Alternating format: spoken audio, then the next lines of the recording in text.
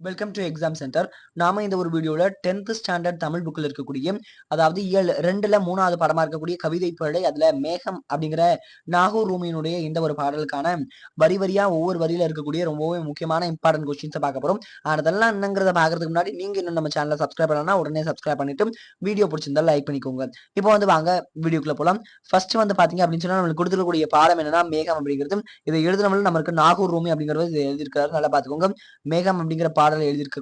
கொடுத்திருக்கக்கூடிய பாடல் நம்மளுக்கு என்ன கொடுத்திருக்காங்கன்னா மேகம் அப்படிங்கறது கொடுத்திருக்காங்க. இந்த மேகம் அப்படிங்கிறது எழுதினது யாருன்னா நாகூர் ரூமி அப்படிங்கிறவர் எழுதியிருக்காரு. இதோடைய ஆசிரியர் அவர்தான். இப்ப நான் எல்லா விஷயங்களையும் சொல்றதாதான் ஒரு பாடல்னா அது ரொம்ப நம்மளுக்கு முக்கியமான ஒரு விஷயம் என்னன்னா நூல்வெளி இந்த மாதிரி விஷயங்கள் நீங்க நல்லா பாத்துக்கணும் அப்படின்னு தான் நான் எப்பயுமே சொல்லுவேன்.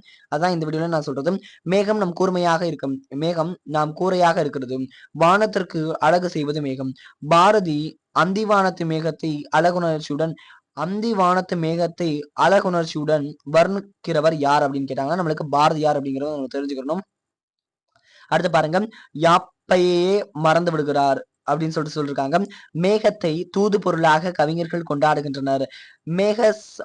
மேக சந்தேசம் அப்படின்னு சொல்லிருக்காங்க. சந்தேஷம் என்ற காளிதாசனுடைய காவியம், அதாவது மேக சந்தேஷம் அப்படிங்கிறது யாருடைய காவியம் அப்படின்னா காளிதாஸ் அவர்களுடைய காவியம். காவியமே ஏற்றிருக்கிறாரு மேகத்தை பத்தி. மேக சந்தேஷம் அப்படிங்கிறது காளிதாஸ் அப்படிங்கிறவருடைய காவியம் அப்படிங்கறத நம்ம தெரிஞ்சுக்கணும். மேகம் நம்மை வெயிலிலிருந்து பாதுகாக்கிறது, நமக்கு மழை தருகிறது, நமக்கு அழகு காட்சி வழங்கி வியக்க வைக்கிறது. மேகத்தை பற்றிய கவி பார்வை ஒன்றை காணலாம் அப்படின்னு சொல்லிருக்காங்க. இப்ப இந்த பாடல்ல பாத்தீங்கன்னா ரொம்ப முக்கியமானது மட்டும் நான் இங்க சொல்றேன். இந்த நுழையும் உள்ள நமக்கு கூறியா இருக்கக்கூடியது மேகம் அப்படிங்கறத சொல்லியிருக்காங்க. அந்திவானத்து மேகத்தை அழகுச்சியுடன் வர்ணித்தவர் யாருன்னா பாரதியார்னு சொல்லியிருக்காங்க. மேகத்தை தூது பொருளாக யார் கவிஞர்கள் பயன்படுத்துறாங்க அப்படிங்கறத நம்மளுக்கு சொல்லியிருக்காங்க. அடுத்து மேக சந்தேஷம் அப்படிங்கறது யாருன்னா காளிதாசனுடைய காவியம் அப்படிங்கறத நம்ம நல்லா தெரிஞ்சுக்கணும். மேக சந்தேஷம்ங்கிறது காவியம். அது யாருடையதுன்னா காளிதாசன் அப்படிங்கிறது இது ஏற்றிருக்கிறாரு அப்படிங்கறது தெரிஞ்சுக்கணும். நமக்கெல்லாம் வெயிலிருந்து பாதுகாக்கிறது மத்த எதுவுமே இங்க இம்பார்ட்டன்ட் கிடையாது. இதை மட்டும் பாத்துக்கோங்க. அடுத்து இங்க வந்துருங்க. இங்க பாத்தீங்கன்னா உங்களுக்கு வரி கொடுத்துருக்காங்க. ஒவ்வொரு பாடல் வரிகளா இங்க இருந்து கொடுத்துருக்காங்க. இந்த ஃபுல் பேஜ்லயும் கொடுத்துருக்காங்க பாருங்க. மேகங்கள் மிகவும் மென்மையானவை. இதழ் முகிழ்க்கும் மழலையின் கன்னம் போல அல்லாது காது குருத்து போல எனினும் மேகங்கள் துணிச்சலானவை. முதுகை கொடுத்து சூரியனை மறைக்கும் போது அடுத்து பாருங்க இங்க கொடுத்துருக்காங்க. மேகங்கள் மிகவும் கருமையாக உள்ளவை. தாகங்கள் தீர்க்கும் போது மேகங்கள் மிகவும் அழகானவை. மழை முகடுகளில் நடை பயிலும் போது மேகங்கள் ரொம்ப அற்புதமானவை. தண்ணீரும் இல்லாமல் தண்ணீரும் போகாமல் வான்வெளியில் மிதக்கும் மிதந்து செல்லும் போது மேகங்கள் மிகவும் மென்மையானவை அப்படின்னு சொல்லிட்டு நாகூர் ராமி இந்த ஒரு பாடல் வரிகளை இங்க இருந்து முடிக்கிறாரு. பாத்தீங்கன்னா கொடுத்துருக்காங்க. அடுத்து நூல்வழி நம்மளுக்கு கொடுத்துருக்காங்க. நான் ஏற்கனவே சொன்ன மாதிரி நூல்வழிங்கிறது இந்த ஒரு பாடல ரொம்ப இம்பார்ட்டன்டான. இங்க இருந்து என்ன கேட்கலாம் அப்படின்னு பாத்தீங்கன்னா இந்த ஒரு பாடல்கள்ல ஏதோ ஒரு 2 வரிகளை கொடுத்துருவாங்க. நம்மளுக்கு ஏதோ ஒரு 2 லைனை கொடுத்துட்டு இதை நீங்க என்ன பண்றீங்க அப்படின்னு சொன்னா இதுல எங்க இடம்பெற்றிருக்கிறது, இதனுடைய ஆசிரியர் யாரு அப்படின்னு சொல்லிட்டு கேட்கறதுக்கான வாய்ப்புகள் அதிகப்படியா இருக்கும். அதனால அதுக்கு நல்லா ப்ரிப்பேர் பண்ணிக்கோங்க அப்படின்னு சொல்லிருக்கோம். அடுத்து பாருங்க இதனுடைய ஆசிரியர் யாருங்கிறது ரொம்ப முக்கியமா இருங்க. அது எந்த இடத்துல இடம்பெற்றிருக்குங்கிறத ஞாபகம் வச்சுக்கோங்க. மேகம் அப்படிங்கிறது இடம்பெற்றிருக்கும். இது மேகத்தை பத்தி புகழ்ந்து சொல்றாங்க அப்படிங்கறது நல்லா தெரிஞ்சுக்கோங்க. அடுத்து பாருங்க, முகமது ரஃபி எனும் இயற்பெயர் கொண்ட நாகூர் ரூமி. அப்ப நாகூர் ரூமியுடைய இயற்பெயர் என்ன? முகமது ரஃபிங்கிறது தான் நாகூர் ரூமியுடைய இயற்பெயர் அப்படிங்கறது தெரிஞ்சுக்கணும். முகமது ரஃபி அப்படிங்கிறது நாகூர் ரூமியுடைய இயற்பெயர் அப்படிங்கிறது தெரிஞ்சுக்கணும். அவர் தஞ்சை மாவட்டத்தில் இருக்கக்கூடிய நல்லா பாருங்க தஞ்சை மாவட்டத்தில் பிறந்தவர் முகமது ரஃபி அப்படிங்கிறவர் தான் நாகூர் ரூமியுடைய இயற்பெயர். அவர் எந்த மாவட்டத்தில் பிறந்தாருன்னா தஞ்சை மாவட்டத்தில் பிறந்தாரு.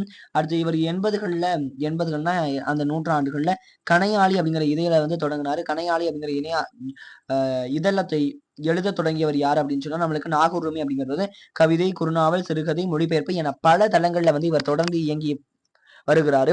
அடுத்து சுய முன்னேற்றம் பற்றி எழுதியும் பேசியும் வரக்கூடிய ஒருவரும். இவர் ஆங்கில பேராசிரியராக பணியாற்றி ஓய்வு பெற்றார். இவரது நதியினுடைய கால்கள் 7வது சுவை சொல்லாத சொல்லி ரொம்ப ரொம்ப முக்கியமான ஒரு விஷயங்கள். இவருடைய நூல்கள் அப்படின்னு சொல்லி இங்க 3 தான் இருக்கு. இந்த 3ஐயும் கொடுத்துட்டு ஏதோ ஒரு நூலை கொடுப்பாங்க.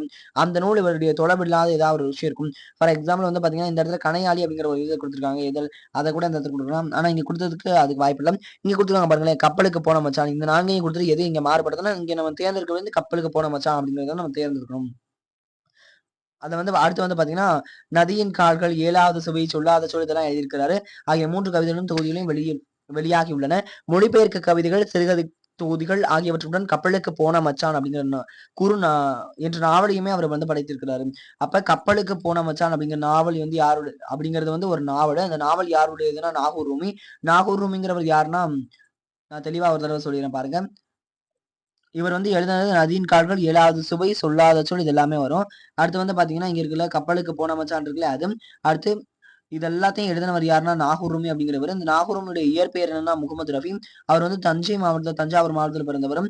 அவர் வந்து கணையாழி அப்படிங்கிற இதழில வந்து எந்த நூற்றாண்டுல வந்து இது பண்ணாருன்னா 80கள்ல அவர் வந்து தொடங்கியவர். அந்த இதழையே தொடங்குறவரும். கவிதை, குறுநாவல் இந்த மாதிரியான நிறைய விஷயங்கள்ல வந்து ஈடுபட்டிருக்கிறாரு. ஆங்கில பேராசிரியரா பணியாற்றிருக்கிறாங்கன்னு தெரிஞ்சுக்கணும். இந்த இதெல்லாம் அவர் எழுதின நூல்கள் அப்படிங்கிறத தெரிஞ்சுக்கணும். கப்பலுக்கு போன மச்சான் அப்படிங்கிறது ஒரு நாவல் அப்படிங்கிறத தெரிஞ்சுக்கணும். இது ஆகிய 3 கவிதை தொகுப்புகளும் வெளியாகணும். மொழிபெயர்ப்பு கவிதைகள், சிறுகதைகள் ஆகியவற்றுடன் நிறைய விஷயங்களை பண்ணியிருக்கிறாருங்கிறத நம்ம தெரிஞ்சுக்கணும். இதுதான் இவரை பற்றின இம்பார்ட்டன்டான விஷயங்கள். கற்பவை கற்ற பின் இயற்கையினுடைய அழகினை வெளிப்படுத்தும் புது கவிதைகளுடைய தொகுப்பு பற்றி வகுப்பறையில கலந்துரையாடுக அப்படின்னு சொல்லிருக்காங்க. இது நமக்கு தேவையில்லாத விஷயம். இப்போ வந்து பாத்தீங்கன்னா இதோட இந்த ஒரு பாடத்தில் இருக்கக்கூடிய வரி வரியா நம்ம பார்த்ததுபடி ஒவ்வொரு வரியில இருக்கக்கூடிய ரொம்பவே இம்பார்ட்டன்டான 1 மார்க் கொஸ்டின்ஸை பார்த்தோம். இந்த ஒரு வீடியோ உங்களுக்கு எப்படி இருந்துச்சு அப்படிங்கிறது கமெண்ட் சொல்லுங்க. இந்த வீடியோ பிடிச்சிருந்தா லைக் பண்ணுங்க, கமெண்ட் பண்ணுங்க, ஷேர் பண்ணுங்க, மறக்காம கேட்க பாக்ஸ் சப்ஸ்கிரைப் பண்ணுங்க. வீடியோ பிடிச்சிருந்தா மறக்காம லைக் பண்ணிட்டு எக்ஸாம் சென்டர் சேனலுக்கு சப்ஸ்கிரைப் பண்ணுங்க. தொடர்ந்து இது அடுத்தது ஒரு வீடியோல அடுத்த பாடத்துக்கான முக்கியமான விஷயங்களை வந்து பார்க்கலாம். அந்த பாடங்கள்ல வேற ஏதாவது சந்தேகங்கள் இருந்தாலோ, வேற ஏதாவது உங்களுக்கு வேணும்னாலோ, வேற ஏதாவது கொஸ்டின் பேப்பர்ஸ் வேணும்னாலும் மறக்காம கமெண்ட்ல சொல்லுங்க. அடுத்தடுத்து உங்களுக்காக நாங்க அப்லோட் பண்றோம். இது exam centre for all government exam preparation. Thank you so much.